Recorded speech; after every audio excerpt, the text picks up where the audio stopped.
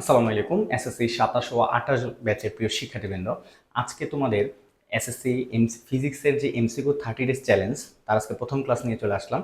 আমার এই ফ্রি চ্যালেঞ্জটার বা ফ্রি কোর্সটার মূল উদ্দেশ্য হচ্ছে, যদি তোমরা এমসিকিউতে ভালো করতে পারো তাহলে খুব সহজে তোমাদের এ প্লাসটা তোমরা ক্র্যাক করতে পারবে। ঠিক আছে, তাহলে চলো আজকে হচ্ছে ফার্স্ট ক্লাসটা যাদের সামনে যাবে, এগুলো জ্ঞানমূলক বা ছোটোখাটো প্রশ্ন, তোমরা এগুলো পারো, জাস্ট প্র্যাকটিসের জন্য তোমার ক্লাসটা দেখবে শেষ পর্যন্ত, হয়তো সর্বোচ্চ ৮-১০ মিনিট লাগতে পারে, কিন্তু এগুলো পরীক্ষাতে তোমার খুব বেশি হেল্প করবে। তাহলে চলো আমরা শুরু করি। আচ্ছা, এগুলো হচ্ছে মেনলি বোর্ডের কোশ্চেন, বুঝছো? বোর্ড অথবা বিভিন্ন ইম্পর্টেন্ট কোশ্চেন যেগুলো আসতে পারে তোমাদের। আচ্ছা, এসআই পদ্ধতিতে মৌলিক রাশি কয়টি? তো তুমি জানো মৌলিক রাশি হচ্ছে 7টি। সেগুলো হচ্ছে কি, দেখো উত্তর দেওয়া আছে: দৈর্ঘ্য, ভর, সময়, তাপমাত্রা, তড়িৎ প্রবাহ, দীপন তীব্রতা ও পদার্থের পরিমাণ। এখানে দেওয়া আছে 5, 7, 9, 11। তাহলে উত্তর কত হবে? 7টি। আচ্ছা, দেখো কোনটি নিচের কোনটি লব্ধ রাশি? এখন লব্ধ রাশি কি তুমি দেখবা, লব্ধ রাশি তোমার জানার প্রয়োজন। তুমি দেখো এখানে কয়টা মৌলিক রাশি আছে। দেখো, ভর একটা মৌলিক রাশি, সময় একটা মৌলিক রাশি, তাপমাত্রা একটা মৌলিক রাশি। তাহলে এই তিনটা যেহেতু মৌলিক রাশি, তাহলে তুমি কাইটা দিছো, মানে যেগুলো হবে না সেগুলো তুমি শিওর, তার মানে বাকি আছে তড়িৎ বিভব। এটা হচ্ছে একটা লব্ধ রাশি। এভাবে তুমি এমসিকিউ ক্র্যাক করতে পারো, বুঝছো? তোমাকে প্রশ্ন দেওয়া থাকলে তুমি এখানে ডিফাইন করবা যে কোনগুলো উত্তর না। তাহলে যেগুলো উত্তর না, তাহলে তুমি খুঁজে পাবা যে আসলে তাহলে কোনটা উত্তর হবে। তাহলে এটা উত্তর হচ্ছে কি, তড়িৎ বিভব। দেখো, স্লাইড ক্যালিপার্সে মূল স্কেলে 19 ভাগ, ভার্নিয়ার স্কেলে 20 ভাগের সমান। মূল স্কেল 1 ভাগ হলে ভার্নিয়ার ধ্রুবক কত? ভার্নিয়ার ধ্রুবককে তুমি দুই ভাবে বের করতে পারো। এখানে একটা দেখাইছে, ভিসি ইকুয়াল হচ্ছে এস বাই এন। এস মানে হচ্ছে কি, যে 1 ভাগের দৈর্ঘ্য, মূল স্কেলের যে 1 ভাগের দৈর্ঘ্য 1 মিলিমিটার, তাহলে হচ্ছে 1। এন হচ্ছে কি, ভার্নিয়ার স্কেল ভাগ সংখ্যা, তাহলে ভার্নিয়ার স্কেল ভাগ সংখ্যা 20। 1 ভাগ 20 0.05 মিলিমিটার। অথবা তুমি এটাকে এভাবে করতে পারো যে ভার্নিয়ার ধ্রুবক কাকে বলে? প্রধান স্কেলের 1 ভাগের দৈর্ঘ্যের চেয়ে ভার্নিয়ার স্কেলের 1 ভাগের দৈর্ঘ্য যতটুকু ক্ষুদ্র, সেটাই তো ভার্নিয়ার ধ্রুবক। প্রধান স্কেলে 1 ভাগের দৈর্ঘ্য তো 1, দ্যাট মিনস 1 মাইনাস, তারপর বলছে কি মূল স্কেলে 19 ভাগ, ভার্নিয়ার স্কেলে 20 ভাগের সমান, তার মানে হচ্ছে 1 মাইনাস ছোট বাই বড়। কি বলছি? 1 মাইনাস ছোট বাই বড়। ছোট কত? 19 ভাগ 20।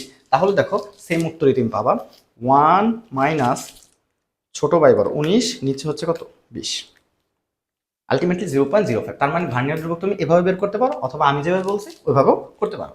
আচ্ছা, দেখো 1 মেগাওয়াট সমান কত? আর মেগা বললে তুমি বুঝবা 10⁶। মেগা বললে কত? 10⁶। এটা হচ্ছে জ্ঞানমূলক, খুবই সহজ, কিন্তু পরীক্ষা আসে কিন্তু আমরা ভুল করে ফেলি, বুঝছো? আমরা কনফিউশন করি 6 হবে না 9 হবে, বা নাকি 12 হবে। তো এই ভুলটা করা যাবে না। মেগা মানে কত? 10⁶। 10⁶। দেখো, এটা হচ্ছে জ্ঞানমূলক, যে চিকিৎসা বিজ্ঞানে আলোক রশ্মির ব্যবহার ধারণা প্রথম কে দেন? এটাকে ধারণা কে দিছে? ইবনে আল হাইথামা, আলোকবিদ্যার জন্য। তিনি চিকিৎসা বিজ্ঞানে চোখের ব্যবচ্ছেদ ও আলোক রশ্মির ব্যবহারে প্রাথমিক ধারণা দেন। এটা নিয়ে একটা প্রশ্ন সমস্যায় মনে আসলো, যে বোসন কণার যে কথাটা, এটা বাংলাদেশে কোন বিজ্ঞানী সম্পর্কিত এর সাথে? সেটা হচ্ছে কি, স্যার জগদীশ চন্দ্র বসু। এটা বলে দিলাম, এখানে লিখা নেই, তোমাদের আসতে পারে। আচ্ছা, দেখো, বলের মাত্রা সমীকরণ নিচের কোনটি? তাহলে তুমি বলকে আগে ভাঙো। বল এফ ইকুয়াল টু কত? M A. ভর ইন্টু ত্বরণ, ভরের মাত্রা কি? ম্যাস, তাহলে বড় হাতের এম। ত্বরণ কত? ত্বরণ হচ্ছে বেগ বাই সময়। এখানে ক্যালকুলেশন করলে কত পাবো? এল টি ইনভার্স 2। যদি বেগ হইতো তাহলে হয়তো এল টি ইনভার্স 1। তাহলে দেখো এম এল টি ইনভার্স 1, তাহলে উত্তর কোনটা? এটা M L T inverse, sorry, ত্বরণ তো এল টি ইনভার্স 2, তাহলে এম এল টি ইনভার্স 2। তাহলে উত্তর কোনটা? দেখো তো এটা, এই যে উত্তর হচ্ছে খ। তারপর দেখো, কাজের মাত্রা সমীকরণ, সেম প্রসেস। কাজ ডাব্লিউ ইকুয়াল টু কি? বল ও স্বর্ণের যে গুণফল, তাহলে এফ এস। এফ তো আমরা ইতিমধ্যে আগেটাই বের করে ফেলছিলাম, এম এল টি ইনভার্স 2। আর এখানে একটা এক্সট্রা এস আছে। এস মানে কি? স্মরণ। স্মরণের মাত্রা কি হবে? লেন্থ, বড় হাতের এল। তাহলে যে এল আর এল গুণফল কত? L square. তাহলে M L square T to the power minus 2। তারপর দেখো, 1 ন্যানোমিটার, যখন তোমাকে বলবে ন্যানোমিটার, তার মানে পাওয়ারটা হবে মাইনাস 10⁻⁹। উত্তর কত? 10⁻⁹। যদি বলতো গিগা, তাহলে হয়তো মাইনাসটা তো শুধু 9 হতো। কি বলছি? গিগা হইলে পজিটিভ 9, আর ন্যানো হইলে নেগেটিভ 9, 10⁻⁻⁹। ক্লিয়ার? আচ্ছা, দেখো, স্কুল বলছে বৃত্তাকার স্কেলের ভাগ সংখ্যা এত, এটা প্যাচ হবে না, এটা পিচ হবে। পিচ এত হলে লঘিষ্ঠ গণনা। দেখো এলসি ইকুয়াল টু কি? পিচ বাই বৃত্তাকার স্কেলের ভাগ সংখ্যা। পিচ কত? পিচ দেওয়া আছে কত? দেখো তো 0.5, 0.5, আর ভাগ সংখ্যা কত? 100। তাহলে উত্তর আছে 0.005। উত্তর এখান থেকে খোঁজানো 0.005। বুঝতে পারছো? এলসি ইকুয়াল টু কি?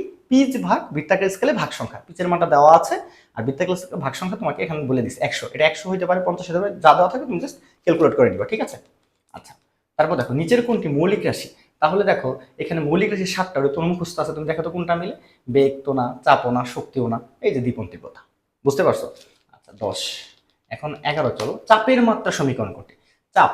একক ক্ষেত্রফলের উপর লম্বভাবে প্রযুক্ত বলকে চাপ বলে। তাহলে পি ইকুয়াল টু কত, এফ বাই এ। তাহলে এফ এর যেই মাত্রা সেটা কি এম এল টি ইনভার্স -2, আর নিচে ক্ষেত্রফল মানে কি দুইটা দৈর্ঘ্য। ক্ষেত্রফল কি দৈর্ঘ্য ইন্টু দৈর্ঘ্য, মানে দৈর্ঘ্য স্কোয়ার, এটা তো ক্ষেত্রফল, দৈর্ঘ্য ইন্টু দৈর্ঘ্য, বুঝতে পারছো? তাহলে কত হয়, এল স্কোয়ার হয় না? তাহলে হয় কত, এল স্কোয়ার। তাহলে ক্যালকুলেশন কত হবে, এক থেকে যদি তুমি 2 বিয়োগ করো তাহলে -1, তাহলে M L inverse 1 T to the power -2। বুঝতে পারছো মাত্রা নির্ণয়? আচ্ছা, এগুলো তোমাদের খুব সহজ, কিন্তু পরীক্ষা আসে এই জন্য দেখাই দিচ্ছি। দেখো পিকোমিটার, পিকো বললে তোমার মাথায় আসবে 10 টু দি পাওয়ার -12, পিকো বললে কত আসবে 10 টু দি পাওয়ার -12। যদি ফেমটো বলে তাহলে 10 টু দি পাওয়ার -15। এগুলো একটু প্র্যাকটিস করবে হয়ে যাবে। Pico 10 to the power -12, pico 10 to the power -12, আর ফেমটো বললে 10 টু দি পাওয়ার -15। ঠিক আছে?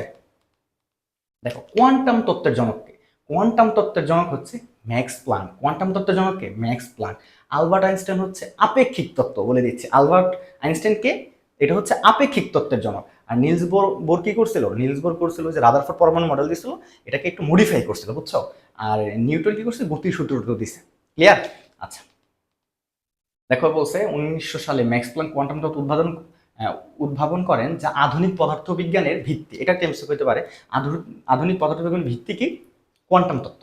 আচ্ছা দেখো, ফেমটোমিটার, ফেমটো মানে কি বলে দিচ্ছে, আগে বলেছি 10 টু দি পাওয়ার -15, উত্তর হবে কত, 10 টু দি পাওয়ার -15। পরিমাপের সময় ধনাত্মক শূন্য ত্রুটি থাকলে সঠিক পাঠ পেতে কি করতে হবে? এই ধনাত্মক ত্রুটিকে, এটা যদি তুমি বোঝো, ধরো স্ক্রু গজ বা লঘিষ্ঠ গণনে তুমি এখানে কোনো কিছুই দেওয়া নাই, কিন্তু আগে থেকে শূন্যের চেয়ে বেশি একটা পার্ট উঠে আসে। তোমাকে সহজ একটা উদাহরণ দেয়, ধরো মনে করো তুমি একটা ওয়েট মেশিনে তুমি ভর মাপবা, ধরো আলু কিনছো, তো এখানে আগে থেকেই ধরো 200 গ্রাম রয়ে গেছে। তুমি কিছু একটা আলু দেওয়ার পর এখানে অ্যাকচুয়াল আলুর ওজন ধরে দেখাচ্ছে তোমার 1200 গ্রাম, তাহলে অ্যাকচুয়াল আলুর ওজন কত হবে? কারণ এখানে তো এক্সট্রা প্রথম থেকে কি দেখায়, 200 গ্রাম এক্সট্রা দেখাইছে না? তাহলে তুমি 1200 থেকে 200 বাদ দিলে কত পাবা? 1000 পাবা। তার মানে যখন ধনাত্মক ত্রুটি হবে তখন প্রকৃত মান পাইতে কি করতে হবে, বিয়োগ করতে হবে। আগের যে মানটা ছিল সেটা কি করতে হবে, বিয়োগ করতে হবে। তাই যদি ধনাত্মক ত্রুটি শূন্য ত্রুটি যন্ত্র বাড়িয়ে পাঠ দেখায়, তার মানে কি, ধরো তুমি এখন কোনো বস্তু দেওয়াই নাই, কিন্তু এর আগেই সে একটা নির্দিষ্ট পাঠ দেখাচ্ছে, শূন্যের চেয়ে বেশি একটা পাঠ দেখাচ্ছে, তার মানে প্রকৃত মান পাইতে হলে ওই পাঠটা তোমার বিয়োগ করতে হবে। এই জন্য হচ্ছে শূন্য ত্রুটি থাকলে কি হয়, ধনাত্মক শূন্য ত্রুটি থাকলে বিয়োগ করতে হয়, আর যদি ঋণাত্মক শূন্য ত্রুটি থাকতো, ঋণাত্মক থাকলে কি করতে, যোগ করতে হইতো। আশা করি তোমরা বুঝতে পারছো আমি কি বুঝেছি। আচ্ছা দেখো, একটি দণ্ডের পরিমাপকৃত দৈর্ঘ্য 10 পরম ত্রুটি, এই যে পরম ত্রুটি, এটাই কিন্তু ভাই চূড়ান্ত ত্রুটি, বলছে আপেক্ষিক ত্রুটি। তাহলে আপেক্ষিক ত্রুটির সূত্র কি, চূড়ান্ত ত্রুটি ভাগ পরিমাপকৃত মান ইনটু শতকরা প্রকাশ করলে ইনটু 100%। যেহেতু এখানে দেখতেছো শতকরা নাই, তাই 100% গুণ করার প্রয়োজন নেই। পরম ত্রুটি কত, 0.5, পরিমাপকৃত মান কত, 10 সেন্টিমিটার।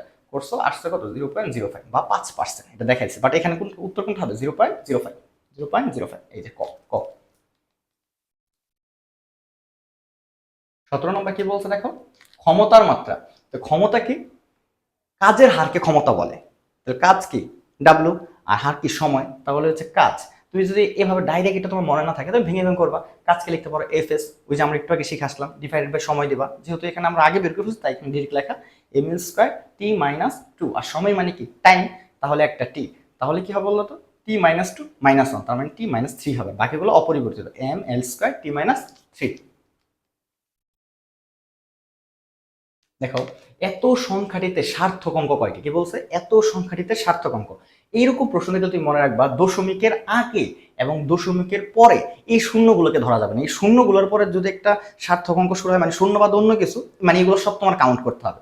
তাহলে দেখো, দশমিকের আগে তো শূন্যগুলো বাদ এবং দশমিকের পরে শূন্য বাদ, তাহলে এখান থেকে শুরু হচ্ছে 5080। তার মানে এইখানে সার্থক হলো 4টি, উত্তর হবে কত, 4টি। এই জিনিস দশমিকের আগে এবং শুরুর শূন্যগুলো সার্থক নয়, কিন্তু মাঝের শূন্য কিন্তু সার্থক, কারণ এখানে বর্ডার, মানে এখান থেকে শুরু হচ্ছে এখানে, মাঝখানে এলা শূন্য থাকুক, ওরাও সার্থক হয়ে যাবে, ওদের মাঝখানে যেহেতু আছে। ঠিক আছে, তাই 5 শূন্য কত, 8 শূন্য, মোট সংখ্যা কয়টি, 4টি।